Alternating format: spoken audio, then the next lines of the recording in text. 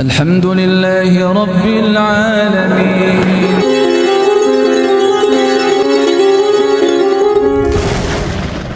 Rezeki golek rezeki berarti selama ini atau saat itu tidak sedang ada rezeki, berarti pemahamannya gitu. Nah ini hati-hati Pak, bagi yang paham seperti ini, kalimat seperti ini bisa dinyatakan sebagai kufur nikmat itu, karena tidak menyadari bahwa dia sedang diberi rezeki, sedang berada di dalam rezeki Allah Subhanahu wa taala. Kadek cik ngomong engko lek wis enek rezeki. Ini hati-hati. Tapi bagi yang tidak paham atau yang tidak mau memahami, tidak mau belajar, ya sudah, hidupnya akan seperti itu.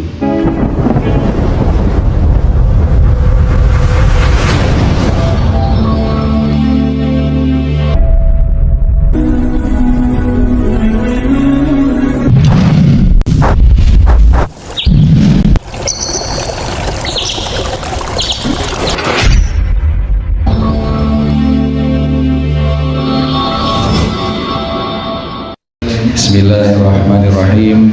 Assalamualaikum warahmatullahi wabarakatuh. Waalaikumsalam warahmatullahi wabarakatuh. Innal hamdalillah nahmaduhu wa nasta'inuhu wa nastaghfiruh wa na'udzu billahi min sururi anfusina wa min sayyiati a'malina. May yahdihillahu fala mudhillalah wa may yudlil fala hadiyalah. Asyhadu an la ilaha illallah wahdahu la syarikalah. Asyhadu anna Muhammadan abduhu wa rasuluhu la nabiyya ba'dah. Allahumma shalli wa sallim wa barik ala Muhammadin wa ala alihi wa sahbihi wa mawalah wa ba'd.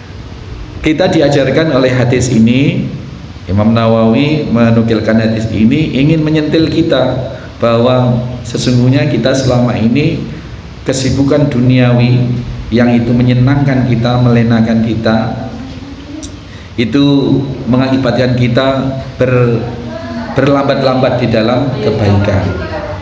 Ya, sudah dikaruniai harta oleh Allah Subhanahu wa taala. Dikaruniai harta, seberapapun besarnya, seberapapun kecilnya, tetapi yang pasti untuk makan tidak kurang. Tetapi datang perintah beramal, datang perintah bersedekah, berinfak, merasa belum mampu, si golek nganu ngenteni lenek rezeki. Emang selama ini nggak dikasih rezeki apa sama Allah? Saya sering Pak, ya ngelus dada. Dalam pengertian yang kita pahami itu ngelus dada, tapi bagi pengertian umum memang itu umum. Oh masjid sana sedang bangun di sana ini, ayo kita anuan kok teman. Si aku ngenteni enek rezeki engko. Emang selama ini nggak dikasih rezeki apa sama Allah? Jadi memahami rezeki itu adalah relatif banget Pak. Orang kadang memaknai dapat rezeki itu kalau dapat sesuatu yang besar, yang di luar kebiasaan gitu. Jadi setiap hari yang didapat, setiap hari kelonggaran, uang ngedon, disaldo, didiemin aja. Kalau ada panggilan berinfak, panggilan bersedekah, sik kok ngenteni lenek rezeki. Maksudnya mungkin kalau padinya, panennya itu melimpah, misalkan seperti itu, ngenteni lek panen. Atau di kampung saya itu buah naga kok nganu panen buah naga. Rezeki golek rezeki berarti selama ini atau saat itu tidak sedang ada rezeki, berarti pemahamannya gitu. Nah ini hati-hati Pak, bagi yang paham seperti ini, kalimat seperti ini bisa dinyatakan sebagai kufur nikmat itu, karena tidak menyadari bahwa dia sedang diberi rezeki, sedang berada di dalam rezeki Allah Subhanahu wa taala. Kadek cik ngomong engko lek wis enek rezeki. Ini hati-hati ini. Tapi bagi yang tidak paham atau yang tidak mau memahami, tidak mau belajar, ya sudah, hidupnya akan seperti itu. Engko lek wis enek rezeki. Ini bahaya. Itu jadi bersegera beramal. Bersegera beramal. Amal soleh atau kebaikan-kebaikan tidak usah nunggu kita kalau sudah lulus sekolah dapat pekerjaan baru bisa berkontribusi, kepada kebaikan dari hal materi misalkan, atau dari hal apa saja. Kalau kita nunggu itu, iya kalau sampai umur kita ke situ. Seorang yang masih kuliah, engkau aku ngamalkan ilmunya kalau sudah lulus, gitu. Engkau aku ngajar wis lulus. Engkau aku ngajar ngaji atau marahi ngaji atau apapun, engkau wis aku lulus. Iya lek lulus. Iya lek umurnya sampai lulus, gitu. Jadi yang terbaik adalah bersegera. Di saat itu juga, di saat ada kesempatan berbuat baik, kita lakukan perbuatan baik dengan mengenyampingkan tetek bengek yang tidak ada habis-habisnya tentang kesenangan dunia. Pelajaran yang kedua, bahwasanya dari hadis tadi kita bisa ambil sunnahnya atau sangat perlunya kita bertanya kepada ahlul ilmu, kepada orang yang berilmu. Fas'alu 'alal dzikri in kuntum la ta'lamun. Bertanyalah kepada orang yang mengerti apabila kalian tidak mengetahui sesuatu. Kita tidak boleh ngarang-ngarang. Seperti sahabat tadi, beliau orang ini, sahabat ini ada Rasul di situ. Dia pastinya sudah dapat informasi-informasi bahwa mati syahid, perang di jalan Allah mati syahid. Tetapi dia ingin memastikan bahwa kalau dia berperang saat ini mati syahid, dia ingin memastikan kematiannya nanti itu seperti apa, gitu. Kematiannya seperti apa, tempatnya di mana. Nah, ketika sudah mendapat kepastian dari baginda Nabi Sallallahu Alaihi Wasallam bahwa fil jannah, maka dia baru sangat yakin, baru sangat bersemangat, baru sangat bersegera untuk melakukan, tidak ingin ditunda-tunda. Bahkan kurma-kurma yang di tangan taruh itu, taruh. Kita tidak boleh ngarang-ngarang terhadap sesuatu hal. Misalkan hukum sesuatu di dalam agama. Bagaimana ya kalau kita misalnya sawah itu dia apa? Gadai misalkan. Oh, gadai hanya mendapat informasi akad muamalah itu, informasinya sekilas-sekilas. Yang penting kan mau sama-sama mau, ini boleh diputusi sendiri. Padahal kita bukan ulama, kita bukan ahli fikih. Maka kalau tidak paham, dipending dulu, baru bertanya kepada ahli ilmu, pada orang yang memiliki kapasitas. Ustaz, saya punya kitab-kitab, buka-buka kita ini. Kita bukan ulama. Kita bisa salah memahami teks kitab itu. Maka yang benar kita cukup bertanya kepada orang yang kita yakini keahliannya di dalam ilmu. Jadi sahabat, kita tahu kualitas sahabat, ilmunya sebodoh-bodohnya sahabat, murid Nabi SAW tentu sangat jauh lebih alim dari kita semua di era ini. Sungguh pun demikian, sahabat tadi itu masih bertanya kepada Nabi SAW. Ini dalam hal apapun. Dapat share dari video, sekarang ini model apa, musim media sosial itu, di share. Tidak tanya-tanya dulu, tidak dicari tahu dulu kevalitannya, kebenarannya. Ternyata tidak benar itu, maka terjadilah kebohongan yang tidak kita sengaja, tetapi status kita bohong. Cukuplah seseorang dikatakan sebagai pendusta apabila dia menyiarkan atau mengatakan atau menyebarkan apa saja yang dia dengar, yang dia lihat. Tidak diseleksi, tidak divalidasi, tidak dicek and recheck kepada ahlinya. Ini bahaya. Jadi kita bertanya, jangan sungkan-sungkan bertanya tentang apapun, gitu, tentang apapun. Tentu kepada ahlinya. Kemudian pertanyaannya ini Bapak Ibu sekalian, pertanyaan yang afdol itu adalah pertanyaan yang bisa menimbulkan amal, yang bisa menimbulkan amal atau yang bisa mencegah suatu amal, yang bisa menimbulkan, yang bisa mengakibatkan amal soleh atau bisa mencegah dari amal keburukan. Artinya pertanyaan itu yang berdampak gitu, berdampak melakukan kebaikan, berdampak pada ketakwaan.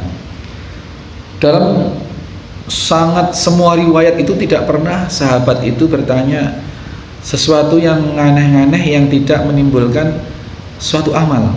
Semua pertanyaan seperti barusan, tanya di mana kedudukanku nanti ketika saya mati terbunuh dalam perang ini. Nah, ketika dijawab fil jannah, maka timbul amal, ada action, timbul action. Nah, kalau pertanyaannya sebenarnya Rasul itu lahir benar kan tanggal 12 Rabiul Awal itu, misalkan seperti itu, emang kenapa itu, nggak ada penting-pentingnya. Terus ada lagi tanyaan yang nyeleneh Pak, saya sering tanya, Ustaz, karena Rasulullah SAW itu adalah Rasul terakhir sejak Nabi Adam sampai Nabi Isa alaihissalam sampai Rasulullah, Malaikat Jibril itu tugasnya menyampaikan wahyu kepada Rasul dan Nabi. Nah, setelah Nabi tidak ada, setelah selesai, sekarang nih Malaikat Jibril ngapainnya? Ini pertanyaan ngadi-ngadi Pak. Emang kalau sudah tahu atau sudah tahu atau tidak mendapat atau tidak mendapat jawaban itu terus mau apa? Apa kalau kemudian Malaikat Jibril nggak ada kerjaan, mau kita kasih kerjaan memang? Itu. Ini pertanyaan-pertanyaan yang sifatnya menimbulkan amal. Itu.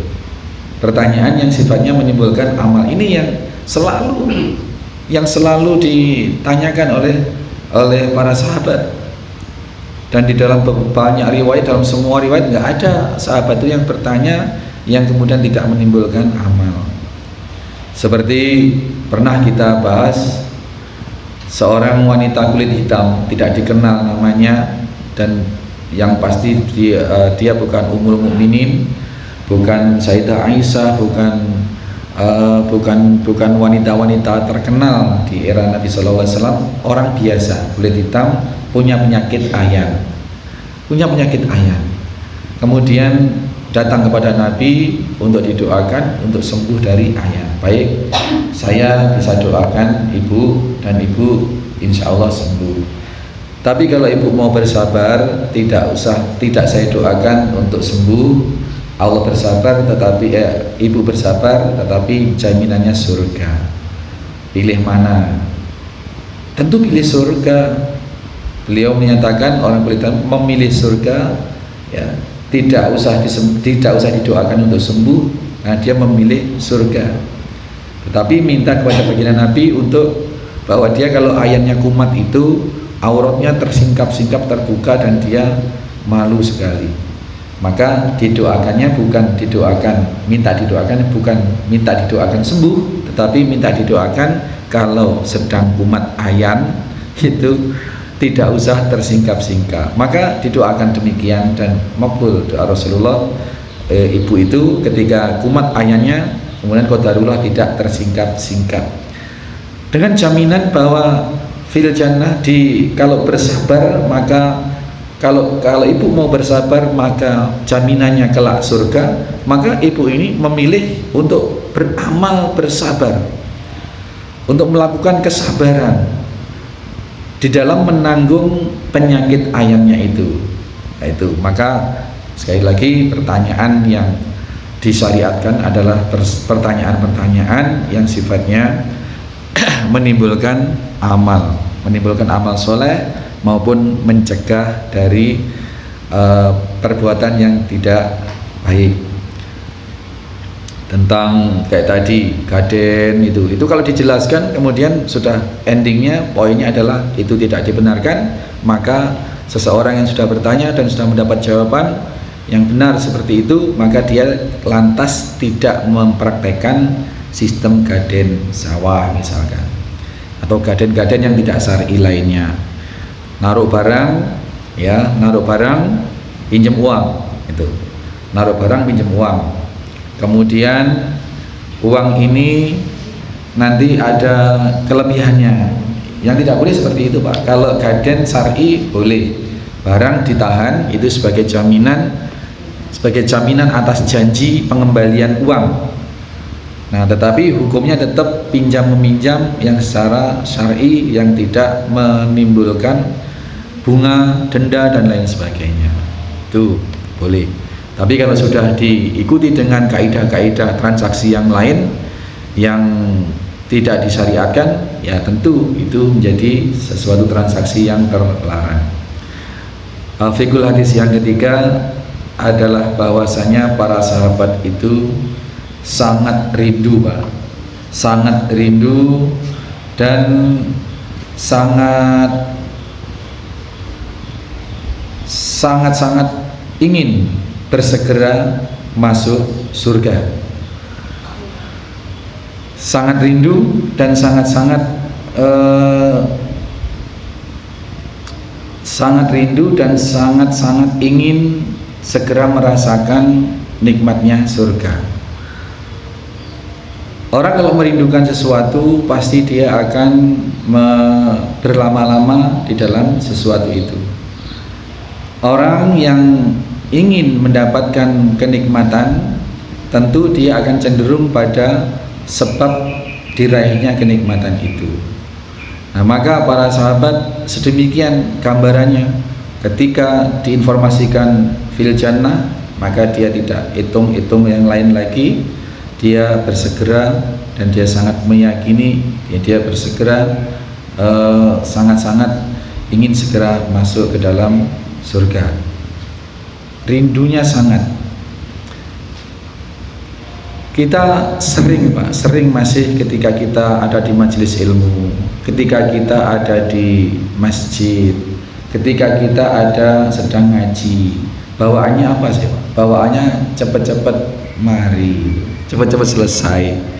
Kita Jumatan gitu, bawaannya cepet-cepet Jumatan selesai, cepet pulang. Sehingga kalau khotibnya sedikit kelamaan misalkan itu udah keresuan. Atau kalau imamnya misalkan itu kepanjangan suratnya atau bacaannya terlalu kalem misalkan, itu dehem seperti itu. Atau kalau tadarus misalkan baca Quran itu wah nggak tutup malam Jumat baca surat Al-Kahfi beberapa halaman itu nggak tutup seperti itu bawaannya, ingin segera mensudahi kebaikan-kebaikan yang bisa mengarahkan kepada surga. Ketika ada informasi wakaf Al-Quran, wakaf tanah, atau pembangunan masjid, pembangunan pesantren, pembangunan madrasah, ini segera dia bersegera, dia selalu terpanggil untuk itu, dan bahkan nimbrung di dalam kegiatan-kegiatan yang bisa mengantarkan kita ke dalam surga. Tapi kebanyakan orang-orang, kita semua kebanyakan, ya itu tadi, hal-hal yang sifatnya ukhrawi itu cenderung menjadi semacam semacam untuk gugurkan kewajiban gitu.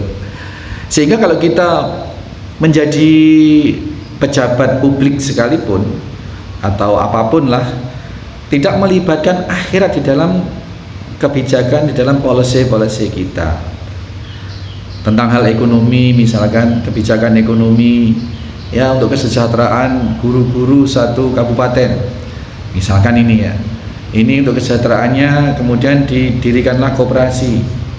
Bagus, Pak, dirikan koperasi, tapi kemudian karena tidak melibatkan akhirat di dalam alam pikirannya, maka yang dicari yang pintas. Koperasi ini simpan pinjam, akhirnya gitu, simpan pinjam sekian, nanti ada administrasinya sekian, lah banyak dikumpulkan untuk kesejahteraan semua guru-guru misalnya, seperti tidak melibatkan ukhrawi di dalam alam pikiran, di dalam menentukan kebijakan. Dan di banyak kejadian, di banyak kasus seperti itu. Jadi masalah surga itu sedemikian dikesampingkan. Surga bagaimana mempola. Oh, anak-anak kalau sudah tingkat SMA ke atas atau SMP lah mulai, itu diatur. Kalau kepala sekolahnya ini mikirnya ke surga, Pak, diatur. Yang nyambut siswa-siswa di sekolah itu di gerbang, yang Pak gurunya nanti salimnya hanya dengan murid-murid yang laki-laki, murid-murid perempuan nanti salimnya pada ibu-ibu guru. Diatur demikian rupa. Tapi yang tidak melibatkan ukhrawi di dalam kebijakannya, ya sudah. Di situ guru laki, guru perempuan, semua murid laki, semua murid perempuan salaman pada guru-guru yang ada di situ. Nah, ini perilaku dunia yang tidak melibatkan akhirat, artinya kerinduannya kepada surga itu hanya sebatas omon-omon itu, maksudnya tidak paham dengan konsepnya, tetapi kalau ditanya pasti rindu surga. Ya siapa yang nggak rindu surga? Dan ditanya surga mau gitu. Sholat enggak? Ya kadang-kadang seperti itu. Rindu surga enggak? Rindu surga. Bagaimana praktek ekonominya? Ambil riba. Nah, ini namanya tidak paham. Nah, sahabat Nabi SAW dan diharapkan kita semua merindukan surga itu adalah dengan aplikasi, dengan implementasi perilaku dalam setiap apa yang kita putuskan, apa yang kita laksanakan di dunia ini. Semuanya melibatkan dampak akhirat. Semua urusan dunia kita libatkan dampak ukhrawinya.